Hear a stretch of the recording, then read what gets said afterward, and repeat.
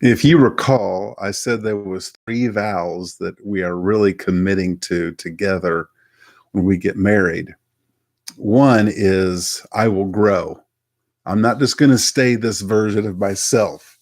I may be a great person, but if I stay like this for the next 6 months, even, I'm going to be falling behind as a person. So I will grow. I will learn how to love you because I love you. I just don't know how to yet. That's okay. You got to learn. I want to focus on this last one. The vow we give each other when we get married is I will change. I will change. And I think for all of us, we're all born basically selfish. I don't mean that in a mean way. I mean that in just a practical way. Like you have to brush your own teeth. No one does that for you. You got to look out for yourself. You feed yourself. You do this for yourself. And, life is a lot about you. Life's a lot about me. And you spend most of your life looking out for yourself, to protect yourself, care for yourself. And yet when you get married, the only way marriage really works is if you kind of surrender and decide to look out for someone else. And the only way that works is if you both look out for each other. And so I'm going to stop looking out for me, and instead I'm going to look out for you. And the only way that works is if the other person says the same thing to you and they say, I'm going to look out for you first, and I'm going to trust that you'll look out for me. One of the best ways to embrace this concept is to simply be willing to change for somebody else, like just for you. See, I think all of us would say, I'm willing to change. I change all the time.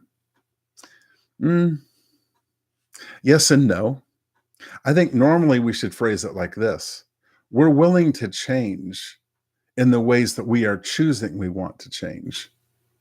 But what if someone else says, I need you to change this, and it's not something you want to change? Are you willing to change then? Now, I'm not saying that's what marriage is all about, that marriage is going to be constantly this rhythm of you have to always change in ways that you don't want to change. I'm not saying that. I'm just saying that aspects of marriage will require that. There'll be moments of time where you will need to be willing to change to do what's best for someone else.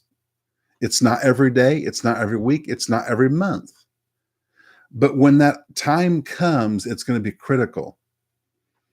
Compare it to a work situation.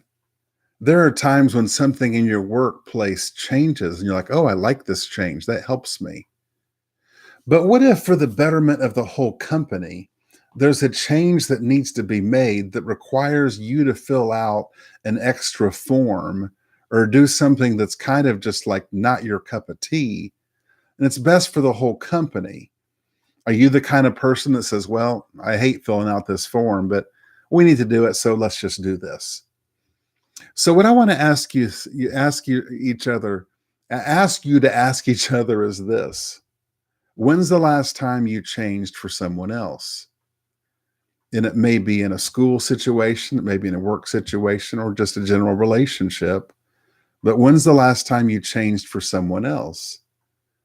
Because that person that you're about to marry, if they know that you're willing to sometimes sacrifice what you want in order to do what's better for someone else, that gives them a security in who you are as a person, because there's just no way to build a strong marriage unless each person is willing to change.